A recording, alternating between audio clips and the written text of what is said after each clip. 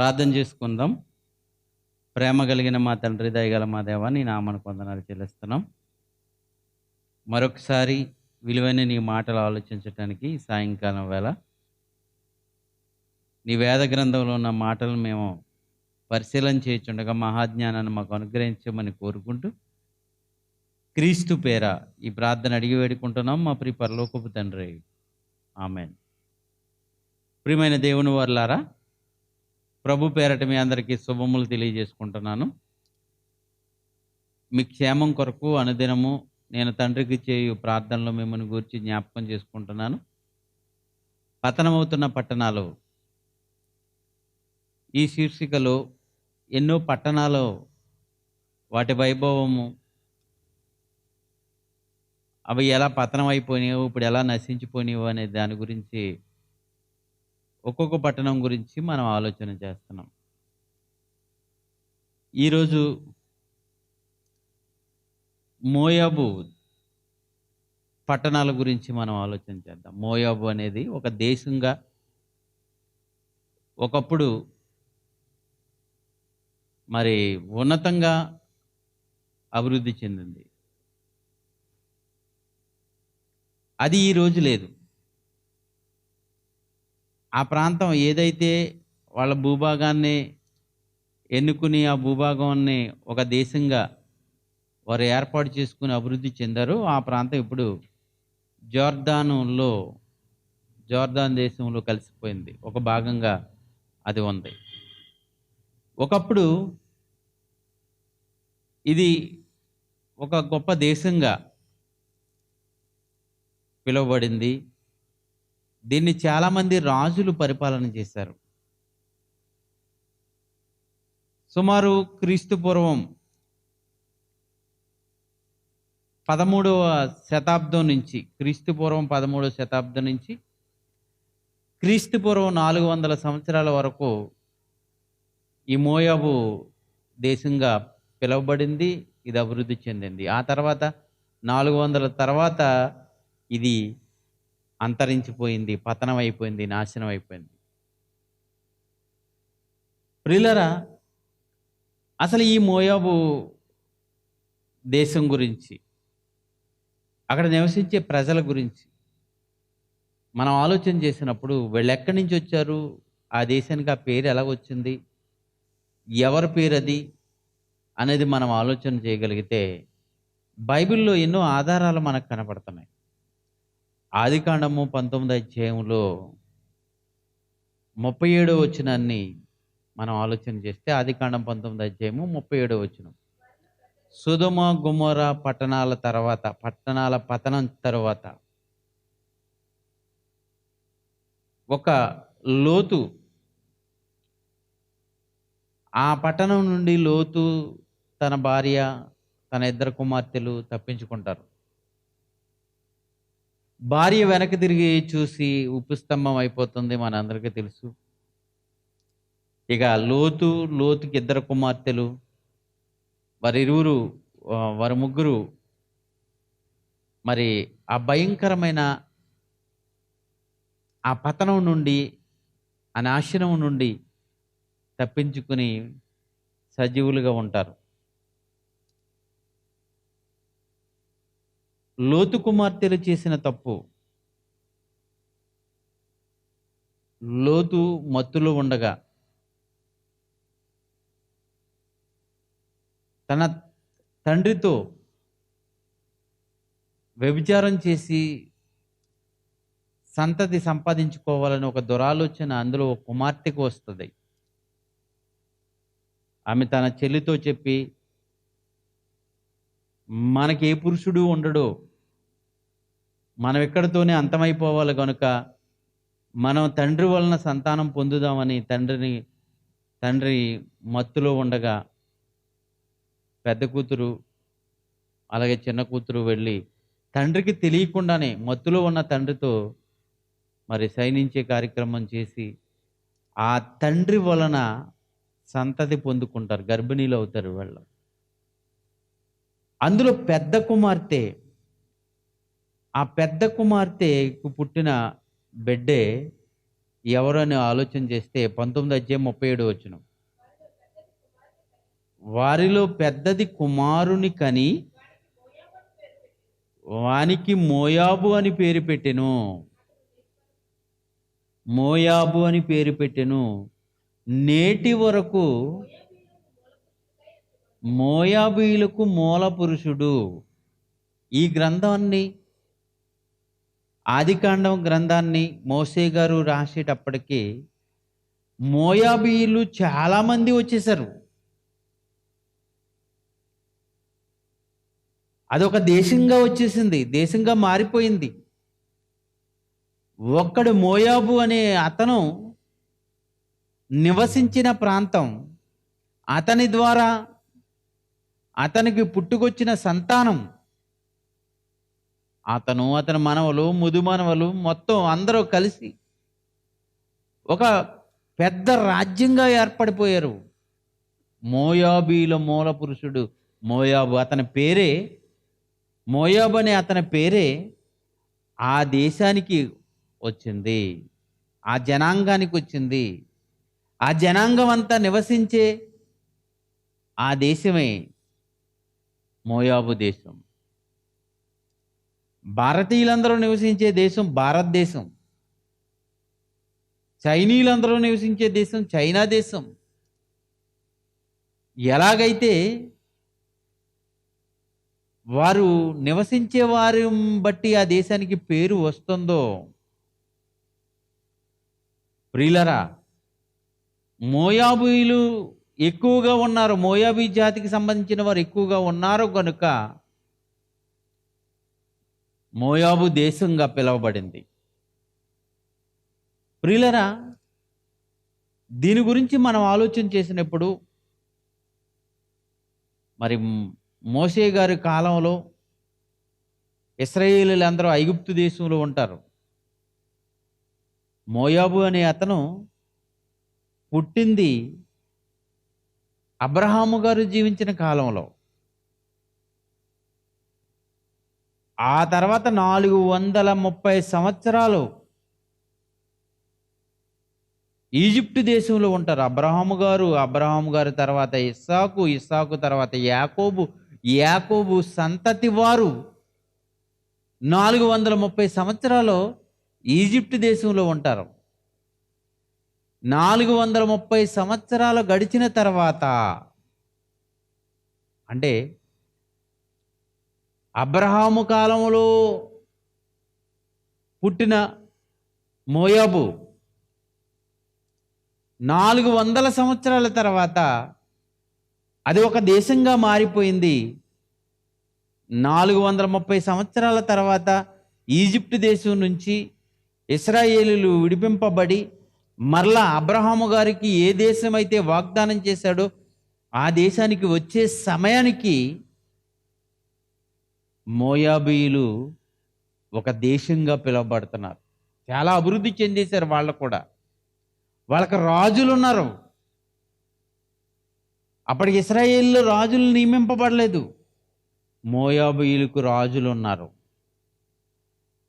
ఈ మోయాబీయుల గురించి మరి ఇశ్రాయేలీయులు ఏ దేశం వెంబడ వస్తున్నారో ఆ దేశస్థులకు భయం పుట్టేది. ఎందుకంటే అప్పటికి 6 లక్షల మంది యోధులు, కాల్బలం, స్త్రీలు కాక ఇశ్రాయేల్లో 6 లక్షల మంది పురుషులను లెక్కిస్తే వచ్చారు అంటే ఒక పెద్ద సైన్యంగా వచ్చేవారు. వాళ్ళు ఏ దేశాన్ని దాటుతుంటే ఆ దేశస్థులు, ఆ దేశాన్ని పరిపాలన చేసే రాజు మొదలుకొని సామాన్యుడి వరకు ఇశ్రాయేలు జనాన్ని చూసి భయపడిపోయేవారు. అలాంటి పరిస్థితులు ఆ రోజుల్లో ఉన్నవి.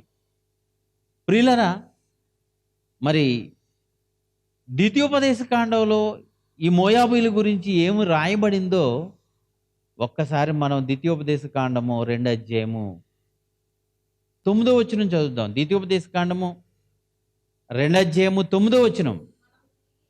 మనము తిరిగి మోయాబు అరణ్య మార్గమున ప్రయాణము చేయుచుండగా, మోషే గారితో దేవుడు ఏం చెప్తున్నాడో చూడండి మోయాబు గురించి. మోయాబీయులను బాధింపవద్దు, వారితో యుద్ధము చేయవద్దు. వాళ్ళ లోతు సంతానం.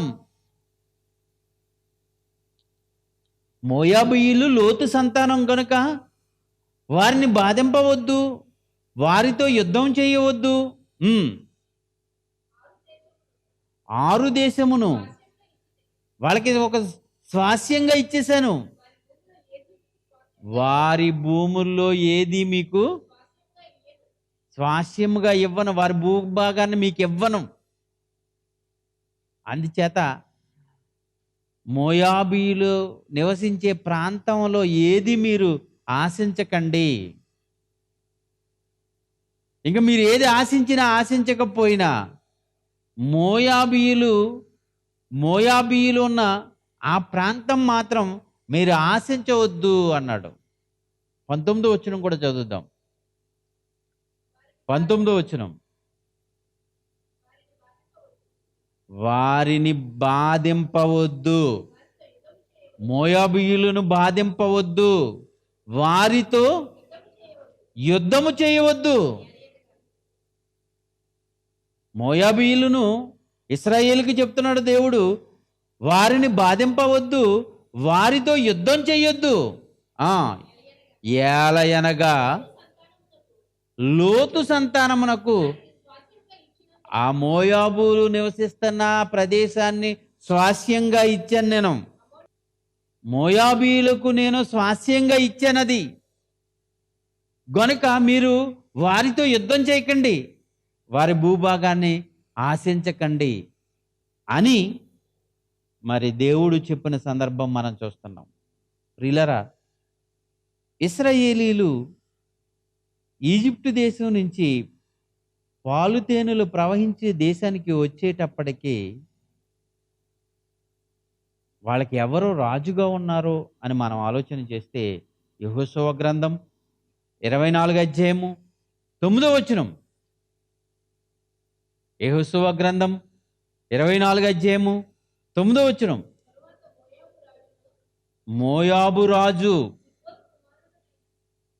మోయాబులకు రాజు ఎవరంటే సిప్పోను కుమారుడైన బాలాకు అనే ఆయన మోయాబీయులకు రాజుగా ఉన్నాడు. ఈజిప్టు దేశం నుంచి ఇశ్రాయేలీలందరూ వస్తున్నప్పుడు ఇశ్రాయేలు ఆ జనాన్ని చూసి మోయాబు దగ్గర ఒక మైదానంలో ఇశ్రాయేలీలందరూ వాళ్ళు ఉండగా, ఒక మైదానంలో మోయాబు దగ్గర మైదానంలో ఉండగా ఇశ్రాయేలు జనం చూసి భయపడిన వాడే బాలాకు రాజు. భయపడి వాళ్ళెక్కడ ఇశ్రాయేలీలు వచ్చి మోయాబు దేశంలో నా దేశాన్ని ఆక్రమించేసుకుంటారేమో, నాతో యుద్ధం చేసేస్తారేమో, వాళ్ళు వచ్చి నా జనులను తీసుకుపోతారేమో అని భయపడి బిలామును వాళ్ళని శపించడానికి పంపించిన వాడే ఈ బాలాకు అనే రాజు, మోయాబీలు రాజు. న్యాయాధిపతుల గ్రంథము 11వ అధ్యాయము 25వ వచనాన్ని మనం చదవగలిగితే, న్యాయాధిపతుల గ్రంథము 11వ అధ్యాయము 25వ వచనం. మోయాబు రాజైన సిప్పోను కుమారుడగు బాలాకు కంటే, మోయాబు రాజు బాలాకు ఇశ్రాయేలీలతో యుద్ధం చేసిన వాడు కాదు, ఇశ్రాయేలీలకు భయపడ్డాడు. ఆ జనం చూసి భయపడ్డాడు. వాళ్ళని శపించమని బిలామును పంపించాడు తప్ప మోయాబీయులు ఇశ్రాయేలుపై తిరుగుబాటు చేయలేదు. కానీ అమ్మోనీయులు ఇశ్రాయేలుతో యుద్ధం చేశారు. అమ్మోనీయుల రాజు యుద్ధానికి వెళ్ళిపోయాడు. ఆ యుద్ధంలో ఓడిపోయాడు. అమ్మోనీయుల ప్రాంతం అంతా ఇశ్రాయేలీలు ఆక్రమించేసుకుంటారు. ఆ రోజు బాలాకు భయపడి మరి వారిని శపించే కార్యక్రమం ఆ ప్రవక్త ద్వారా చేస్తాడు, మనకు తెలుసు. మేకా గ్రంథం 6వ అధ్యాయము 5వ వచనం కూడా చదువుదాం. మేకా గ్రంథం 6వ అధ్యాయము 5వ వచనం. నా జనులారా, యెహోవా నీతి కార్యములను మీరు గ్రహించినట్లు మోయాబు రాజైన బాలాకు యోచించిన దానిని బేయోరు కుమారుడైన బిలాము అతనికి ప్రత్యుత్తరముగా చెప్పిన మాటలను సిద్ధిం మొదలుకొని గిల్గాలు వరకును జరిగిన వాటిని మనసులోకి తెచ్చుకోండి. ఏం జరిగిందప్పుడు? బిలామును పంపించినప్పుడు శపించడానికి వెళ్ళిన బిలాము నోట శాపవచనాలు రాకుండా ఆశీర్వాద వచనాలే వచ్చినాయి. బిలాముకు గాడిద మధ్యలో నిలబడి గాడిద అతనికి మాట్లాడిన సందర్భం, మరి దేవదూత అతను ఎదుర్కొన్న సందర్భం, ఇవన్నీ ఒక్కసారి మనసుకు తెచ్చుకోండి. ఏం జరిగింది అక్కడ అని ఇక్కడ చెప్తున్నాడు. అలాగే సంఖ్యాకాండం 22 అధ్యాయము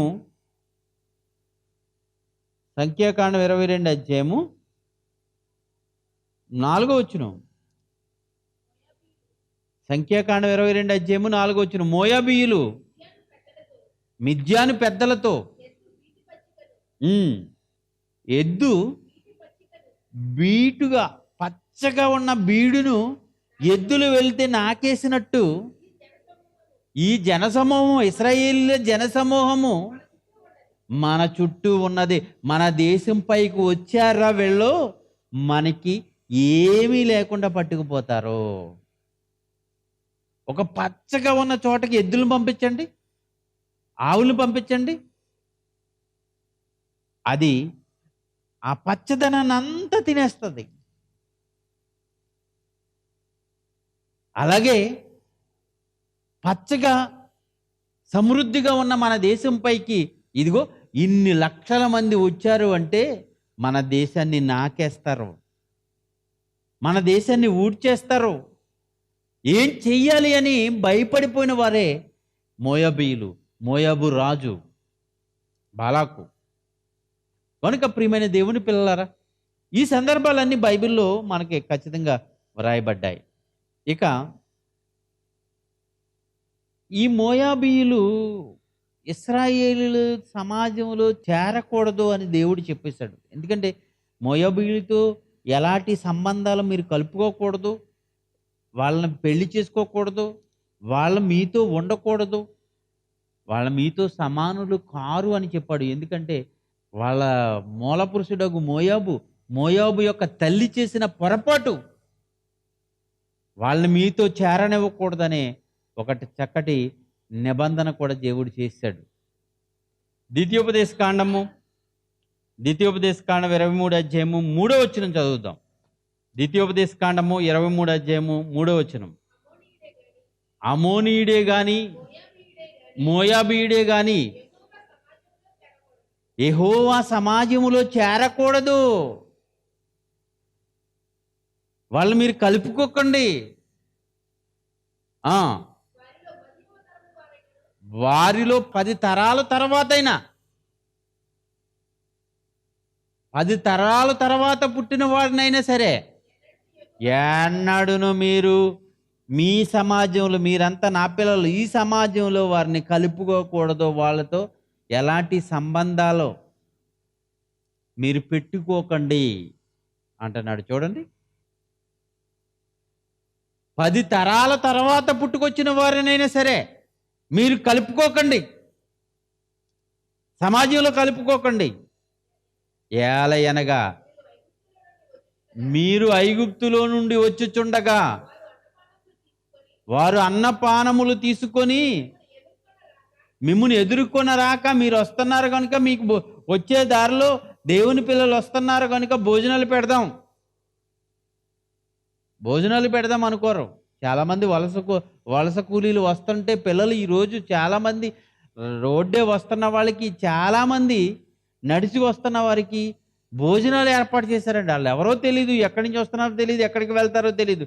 కానీ వాళ్ళ ప్రయాణ సదుపాయం లేక మార్గాన్ని వెళ్ళిపోతున్న వాళ్ళకి చాలామంది బైబిల్ ఓపెన్ యూనివర్సిటీకి సంబంధించిన పిల్లలు, ఏటీసీకి సంబంధించిన పిల్లలు చాలా వరకు వలస కూలీలకు భోజనాలు ఏర్పాటు చేశారు. ఈరోజు చాలామంది తీర్థయాత్రలు వెళ్తున్నప్పుడు వాళ్ళు వెళ్తున్నారు, దారుల్లో చాలామంది వస్తున్న ఆ యాత్రికుల కొరకు భోజనాలు ఏర్పాటు చేయటం, మంచినీళ్ళు ఇవ్వటం, ఈరోజు కార్యక్రమాలు చేస్తూ ఉంటారు.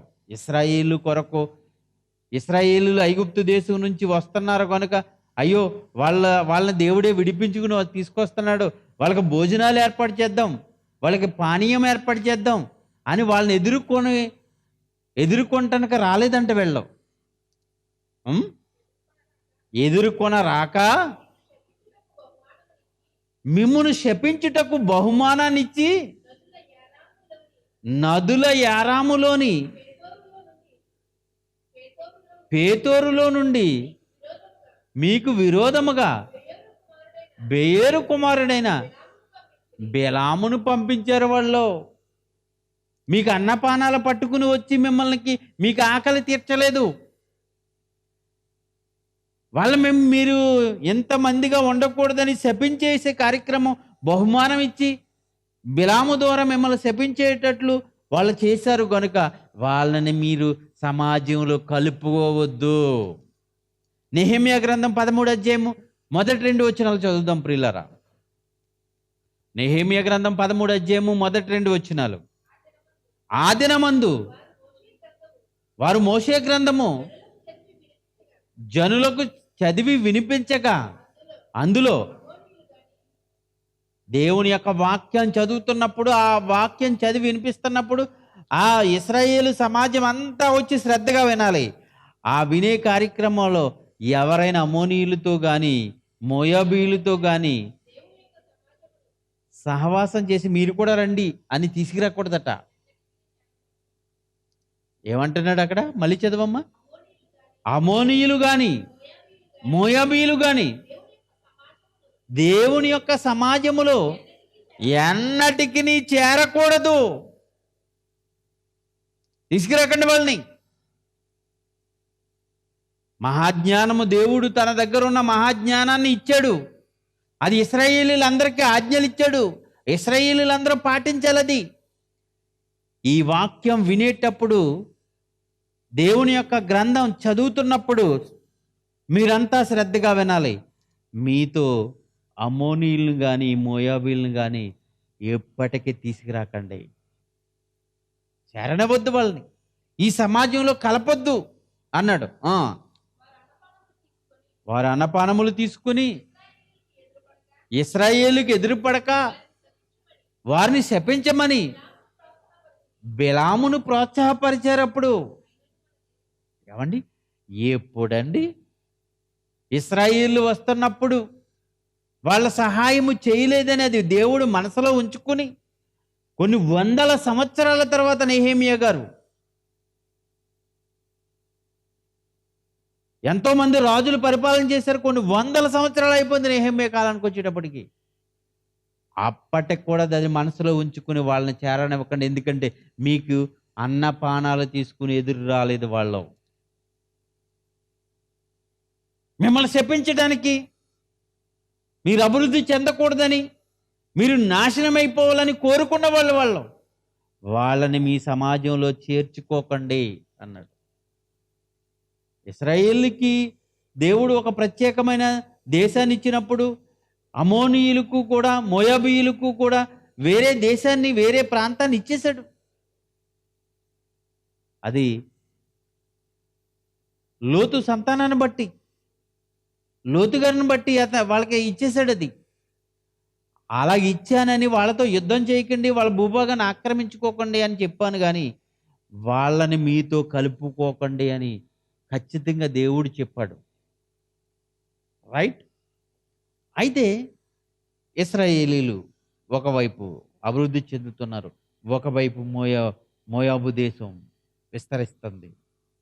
ఎంతోమంది రాజులు మోయాబు దేశాన్ని పరిపాలిస్తున్నారు. వీళ్ళు మొదటి రాజు సారఫ్ అనే రాజు పరిపాలన చేశాడు. ఆ తర్వాత షేత్ అనే రాజు పరిపాలన చేశాడు. ఆ తర్వాత జిఫోర్ అనే రాజు పరిపాలన చేశాడు. ఆ తర్వాత 4వ రాజుగా బాలక్ అనే రాజు. మనం ఇప్పుడు బిలాము కాలంలో ఉన్న బాలక్ గురించి చదవం కదా, అంటే 4వ రాజుగా వచ్చాడు. అతను ముందు ఇంకొక 3 రాజులు ఏలరు అమోను దేశాన్ని. ఇది క్రీస్తు పూర్వం మరి 13వ శతాబ్దం నుంచి 13 నుంచి 400 మధ్య కాలంలో ఈ మోయాబు దేశం విస్తరిల్లింది. ఈ 400 సంవత్సరాల తర్వాత ఈ రాజ్యం పతనమైపోయింది. ఇప్పుడు మోయాబు అనే ప్రాంతమే ఆ ప్రాంతంగా లేదు. ఆ దేశమే లేదు ప్రపంచంలో. ప్రపంచ పటంలో లేదు. కారణం ఏంటంటే అది నాశనం అయిపోయింది. ఆ మోయాబు అనే పేరు పిలువబట్టలేదు. ప్రియులారా, ఎందుకు ఇలాగ అయిపోయింది అంటే,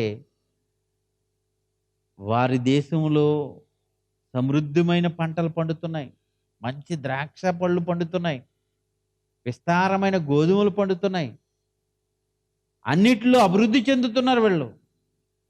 వారి సంపద చూసుకుని గర్వపడిపోయిన గర్విష్ఠులు, ప్రపంచంలో కల్లా గర్విష్ఠులు ఎవరంటే వీళ్ళే. వీళ్ళ గురించి యెషయా గ్రంథంలో ఏం రాయబడిందో మనం ఆలోచన చేద్దాం. యెషయా గ్రంథము 16 అధ్యాయము 6వ వచనం.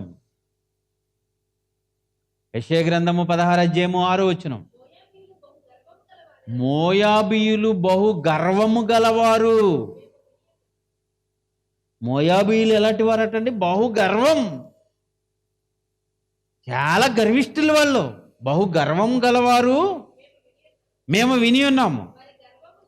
వారి గర్వమును గూర్చియు వారి అహంకార గర్వ క్రోధములను గూర్చియు విని ఉన్నాము. వారు ఎంత అహంకారులో, వారు ఎంత గర్విష్ఠులో, వారు ఎంత గర్వ క్రోధము గలవారు మేము విని ఉన్నాము. వారు వదరుట వ్యర్థము, కావున మోయాబీలు వారి గర్వాన్ని బట్టి వారు నాశనం అయిపోబోతున్నారు. వారి గర్వాన్ని బట్టి నాశనం అయిపోబోతున్నారు. ఇర్మియా గ్రంథంలో అదే విషయాన్ని చెప్తున్నాడు. ఇర్మియా గ్రంథం 48వ అధ్యాయము 26వ వచనం చదువుదాం. ఇర్మియా గ్రంథము 48 అధ్యాయము 26వ వచనం, 27, 28, 29, 30 వరకు చదువుదాం. మోయాబు యెహోవాకు విరోధముగా తనకు తాను గొప్ప చేసేసుకున్నది. మోయాబు దేశం దేవునికి విరోధంగా, ఇంకా దేవుడు ఎవరు? నేనే దేవుణ్ణి. మోయాబు దేశం తనకు తానే గొప్ప చేసేసుకుందట. మళ్ళీ చదువమ్మమాట. మోయాబు యెహోవాకు విరోధముగా తన్ను తాను గొప్ప చేసుకున్నది గనుక దానికి నాశనం సంభవించబోతుంది. 28. మోయాబు నివాసులారా, మీ పట్టణాలను విడిచిపెట్టేయండి. మీరు ఎక్కడికి వెళ్ళిపోతారో పారిపోండి. ఇది నాశనం అయిపోతుంది. మోయాబు దేశంలో ఉన్న పట్టణాలన్నీ నాశనం అయిపోబోతున్నాయి. 29. మోయాబీయుల గర్వమును గూర్చి వింటిమి. వారు బహు గర్వపోతులు. వారి అతిశయమును గూర్చియు గర్వమును గూర్చియు అహంకారము గూర్చియు పొగరును గూర్చియు మాకు సమాచారం వచ్చేసింది. దేవుని దగ్గరికి సమాచారం వెళ్ళిపోయింది. ఆ దేవుడు ప్రవక్తలకు సమాచారం పంపించేశాడు. యెషయా గారికి పంపించేశాడు, ఇర్మియా గారికి పంపించేశాడు. వాళ్ళు చాలా గర్వపోతులు, వాళ్ళు అహంకారులు, వాళ్ళు క్రూరులు. దేవుని కంటే తమకు తామే హెచ్చించేసుకుంటున్నారట. అలాంటి భయంకరస్తులు వాళ్ళు. 30. వారు బహు గర్వపోతులు.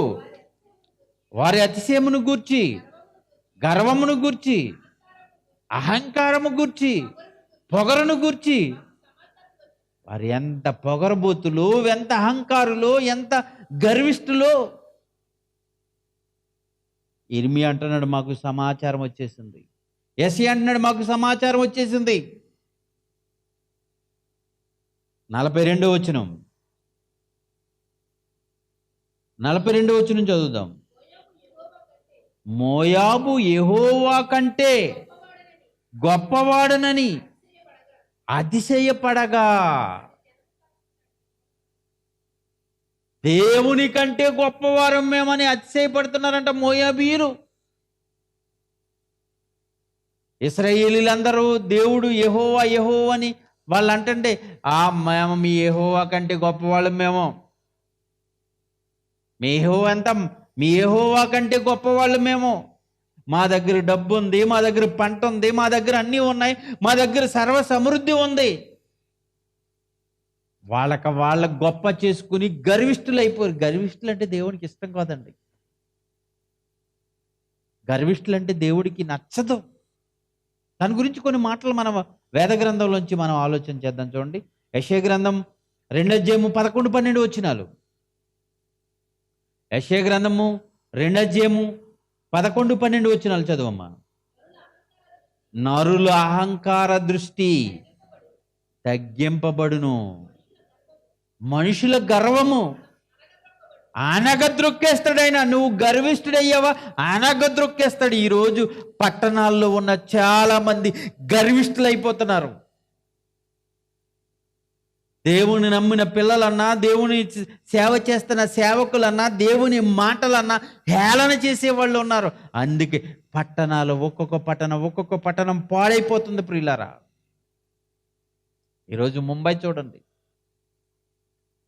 ఒకవైపు భయంకరమైన కరోనా, మరొక వైపు భయంకరమైన తుఫాన్. గుజరాత్, ముంబై, గుజరాత్, గోవా,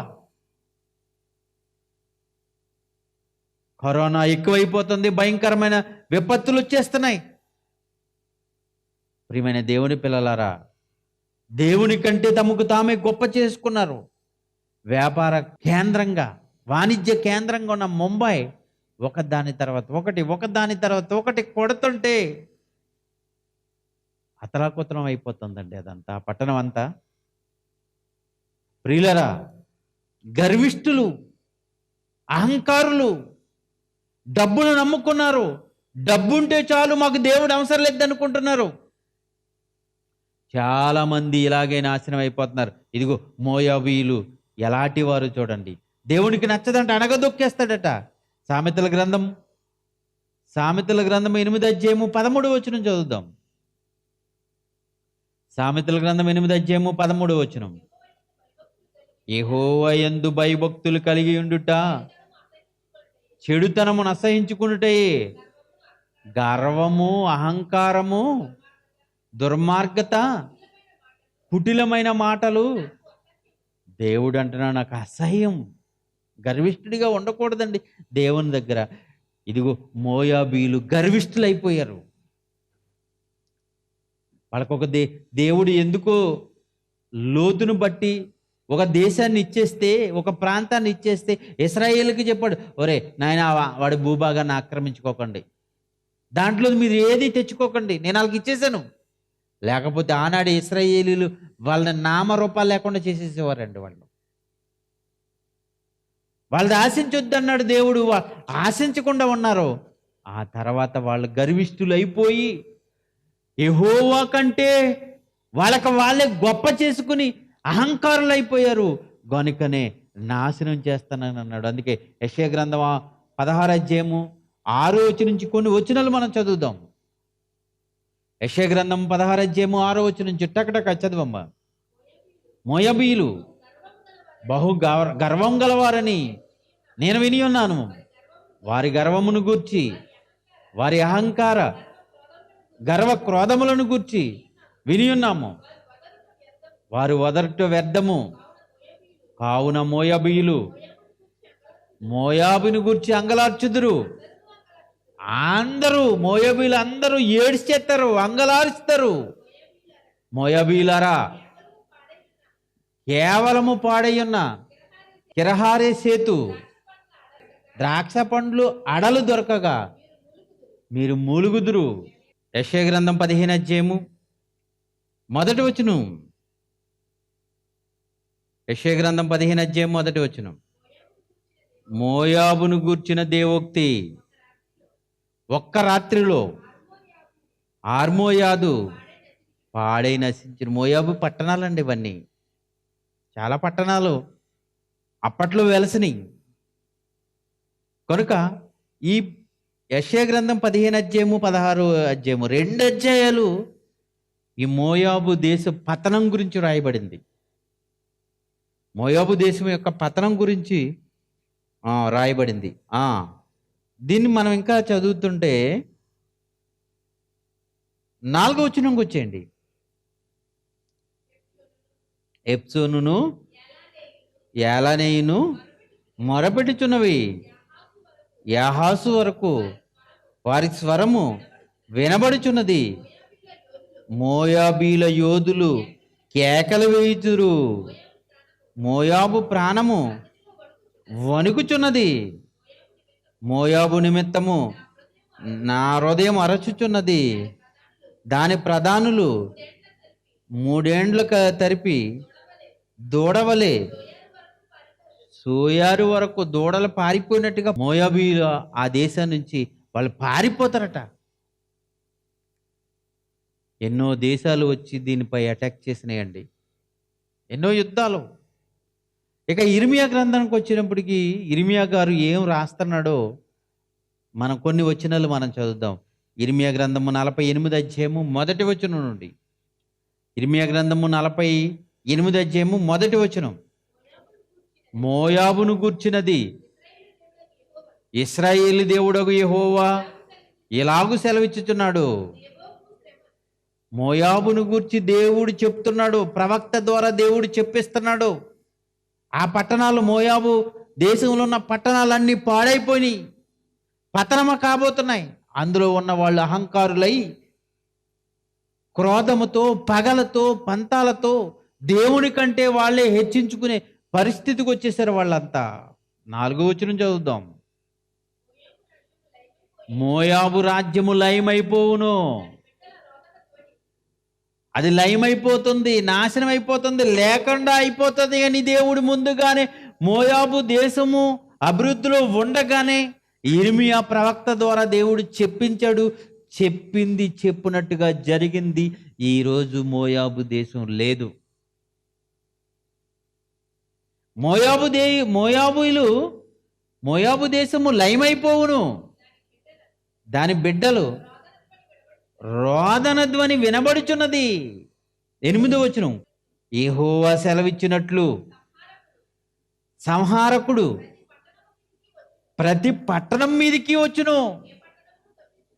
మోయాబు దేశంలో ఉన్న ఏ పట్టణము తప్పించుకోలేదట. ఎన్ని పట్టణాలు ఉంటాయండి ఒక దేశంలో? మన దేశంలో ఎన్ని పట్టణాలు ఉన్నాయి? ముంబై, ఢిల్లీ, కోల్కతా, చెన్నై, హైదరాబాదు, బెంగళూరు, విశాఖపట్నం, విజయవాడ, ఎన్ని పట్టణాలండి? ఒక్కొక్క దేశంలో ఎన్నో పట్టణాలు. మోయాబు దేశంలో ఉన్న పట్టణాలు ఒక్క పట్టణం కూడా తప్పించుకోలేదట. మళ్ళీ చదువు అన్నమాట. యెహోవా సెలవిచ్చినట్లు సంహారకుడు ప్రతి పట్టణం మీదికి వచ్చును. ఏ పట్టణము తప్పించుకొనదు, ఏ పట్టణము తప్పించుకోదు. ప్రతి పట్టణము పతనమైపోతుంది. మోయాబు దేశంలో ఉన్న ప్రతి పట్టణము పాడైపోబోతుంది. 9వ వచనం. మోయాబునకు రెక్కలు పెట్టండి, అది వేగరముగా బయలుదేరి ఎగిరిపోవాలి. రెక్కలొచ్చి ఎగిరిపోవాలి. మోయాబు ఎగిరిపోవాలి. నివాసులు ఎవరూ లేకుండా మోయాబు ప్రాంతం అంతా ఖాళీ అయిపోవాలి, ఖాళీ అయిపోవాలి. 15వ వచనం. మోయాబు పాడైపోబోచున్నది. శత్రువులు వచ్చి దాని పట్టణాల్లో చొరబడుచున్నారు. వారి యవనులు శ్రేష్టమైన వారు వదకు పోబోతున్నారు. 16వ వచనం. మోయాబునకు సమూల నాశనము. మోయాబునకు మొత్తం పూర్తి నాశనం. మోయాబునకు సమూల నాశనము కలుగబోచున్నది. దానికి సంభవించు దుఃఖము త్వరపడి వస్తున్నది. 20వ వచనం, మోయాబు పడగొట్టబడింది, అవమానము నొందింది. పడగొట్టబడిపోయింది మోయాబు, పడగొట్టబడిపోతుంది. 25వ వచనం, మోయాబు శృంగము నరికివేయబడుచున్నది, దాని బాహు ఏది చూసైతే ఇది మా బలం అనుకున్నారో దాన్ని అంతా విరిచేస్తున్నాడు దేవుడు. ఇక 43వ వచనం, మోయాబు నివాసి భయమును గుంటయు ఊరియు నీ మీదికి వస్తుంది. భయము, గుంట, ఊరి, ఎటు చూసినా భయము. ఎదురెళ్తే గుంట, వెనక్కొస్తే ఊరి. గుంటలో పడతావా, వెనక్కొచ్చి ఊరి ఎక్కేస్తావా? చూసారా ఎలాంటి భయం మోయాబు దేశం మీదకి వచ్చిందో మనకి తెలుస్తుంది ప్రియులారా. 47వ వచనం చదువుదాం. అయితే అంచె దినముల్లో చెరపట్టబడిన మోయాబు వాణ్ణి తిరిగి రప్పించేదను, ఇదే యెహోవా వాక్కు. ఎంతటితో మోయాబును గూర్చిన శిక్షావిధి ముగిసిపోయింది. మోయాబుకు వెయ్యవలసిన శిక్ష అంతా దేవుడు వేసాడు. దాన్ని నామరూపాలు లేకుండా చేసేస్తానన్నాడు. నామరూపాలు లేకుండా అయిపోయింది అది. ప్రియులారా ఆలోచించండి. మరో వచనం మనం చదువుదాం. ఆమోసు గ్రంథము 2వ అధ్యాయము 1వ వచనం. ఆమోసు గ్రంథము 2వ అధ్యాయము 1వ వచనం, యెహోవా సెలవిచ్చినదేమనగా, మోయాబు 3 సార్లు 4 సార్లు చేసిన దోషమును బట్టి తప్పకుండా దాన్ని శిక్షిస్తానన్నాడు. దేవుడు శిక్షించాడు. క్రీస్తు పూర్వం 400 సంవత్సరాల తర్వాత మోయాబు దేశం లేదు. మోయాబు దేశం లేదండి. ఈరోజు జోర్దాన్లో ఒక పార్ట్గా ఉంది అది. అందరూ ఆ దేశంలో కలిసిపోయింది. మోయాబు దేశంగా పిలవబట్టలేదు ఈరోజు. జెఫన్యా గ్రంథము 2వ అధ్యాయము 8వ వచనం కూడా చదువుదాం. జెఫన్యా గ్రంథము 2వ అధ్యాయము 8వ వచనం, మోయాబు వారు చేసిన నింద, అమోనీయులు పలికిన దూషణ మాటలు నాకు వినబడెను. వారు నా జనుల సరిహద్దుల్లో ప్రవేశించి